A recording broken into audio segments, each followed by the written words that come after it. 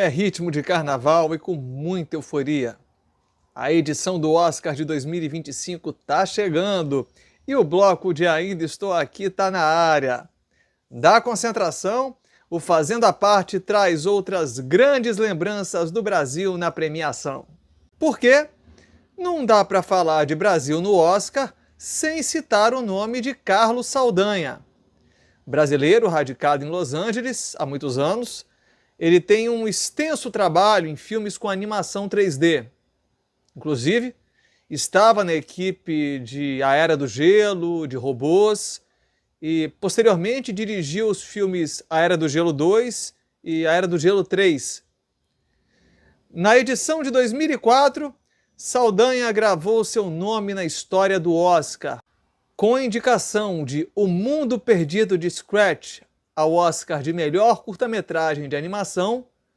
Saldanha se tornou o primeiro cineasta da América Latina que teve seu trabalho entre os 5 finalistas. Trata-se de uma parceria sua com John Donkin. O curta traz os apuros do esquilo Scratch e como o bichinho acaba se enrolando com sua coleção de nozes.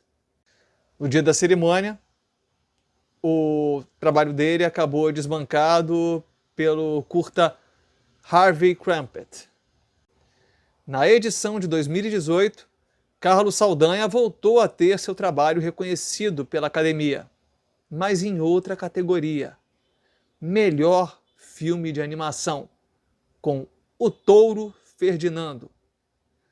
Trata-se da história de um touro doméstico que reside na Espanha, e ele é uma figura mansa, tranquila, ele prefere cheirar flores, a ficar bravo, enfrentar touradas, mas de repente vê a sua vida virar do avesso. Apesar do seu filme ter sido prestigiado, o musical Viva a Vida é uma Festa acabou vencendo a categoria. Um filme dirigido por Carlos Saldanha deu margem para que outras presenças brasileiras chegassem ao Oscar. A sua animação, O Rio, recebeu indicação na categoria de Melhor Canção Original, na edição de 2012. E foi uma dupla de respeito. Carlinhos Brown e Sérgio Mendes eram os autores da canção Real in Rio, tema do filme que conta a história da arara azul Blue, que ainda pequena foi capturada numa floresta próxima ao Rio de Janeiro e viveu no exterior, e que passou a lidar com algumas desventuras depois de conhecer o simpático Túlio. A canção Man or Muppet, do filme Os Muppets, acabou vencendo a estatueta. Mas Carlinhos Brown e Sérgio Mendes conseguiram uma grande proeza. Se uniram a Ari Barroso entre os brasileiros indicados na categoria de Melhor Canção Original. O Brasil teve outro representante na categoria de Melhor Filme de Animação. Foi na edição de 2016, com O Menino e o Mundo. Um filme muito comovente, dirigido por Ale Abreu, que traz a história de um garoto que mora numa região de campo, e um dia o pai dele abandona a casa.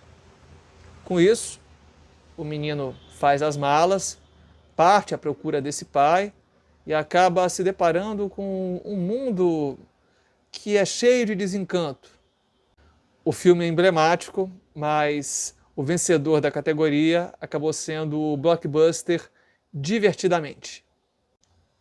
Outro reconhecimento que o cinema brasileiro teve foi no Oscar de 2001, quando Uma História de Futebol esteve entre os indicados na categoria de Melhor Curta-Metragem com Atores.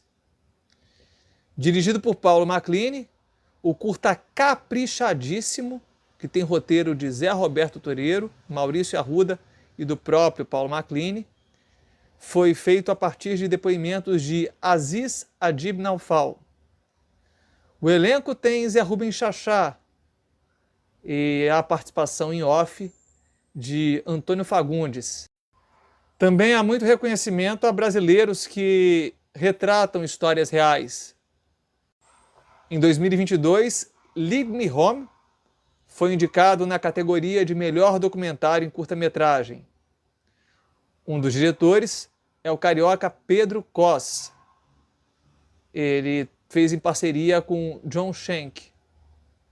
O curta abre espaço para falar de situações de sem-tetos que moram em cidades como Seattle, Los Angeles e São Francisco.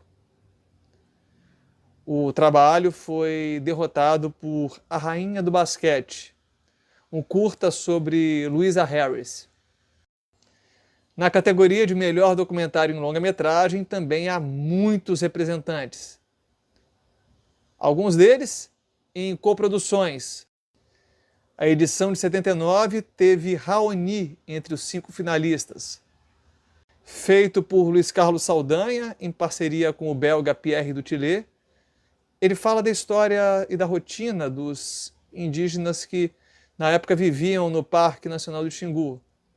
Mas o olhar é especificamente na rotina de Raoni, um cacique muito relevante para pleitear os direitos indígenas. O vencedor foi Scared Stride. Na edição de 82, a cineasta Tetê Vasconcelos foi a representante brasileira, também em melhor documentário em longa-metragem. O filme foi El Salvador, um outro Vietnã. Parceria sua com Glenn Silber, que voltava seus holofotes para a guerra civil que assolava na época o país da América Central e o envolvimento que os Estados Unidos tinham com esse conflito. O vencedor da categoria foi Genocídio. O Brasil voltou a ter o indicado ao Oscar nessa categoria na edição de 2015, com o belíssimo Sal da Terra. O cineasta Juliano Salgado decidiu traçar um panorama da história do seu pai. Só que o seu pai é Sebastião Salgado, um dos grandes fotógrafos do país. O documentário chama a atenção em especial para o projeto que o fotógrafo desenvolvia, Gênesis, no qual buscava registrar regiões e civilizações que antes não tinham sido exploradas. O filme Citizenfour foi o vencedor da categoria naquele ano. 2020 teve nova indicação brasileira na categoria de melhor documentário em longa-metragem. Foi com Democracia em Vertigem. Filme com direção de Petra Costa, que mostrava o impeachment de Dilma Rousseff e outros desdobramentos políticos da época, e também o turbilhão político e econômico que marcava o país durante aqueles anos. Chama a atenção que o filme é bem rico em depoimentos e traz muitos detalhes, mas o olhar da cineasta para o panorama do que acontecia no país causou reações muito diversas. As discussões políticas do país já estavam muito acaloradas, visões bastante diversas, e o filme foi recebido de maneira muito controversa, ao menos aqui no Brasil. O filme vencedor da categoria de melhor documentário em longa-metragem foi Indústria Americana. E no domingo de carnaval, dia 2 de março, acontece a esperada edição do Oscar 2025. Ainda Estou Aqui, dirigido por Walter Salles a partir do livro homônimo de Marcelo Rubens Paiva, concorre nas categorias de melhor filme internacional, melhor atriz para Fernanda Torres e também na categoria de melhor filme. Na concentração e já em clima de folia, o Fazendo a Parte deixa o seu muito obrigado pela audiência e viva o cinema brasileiro!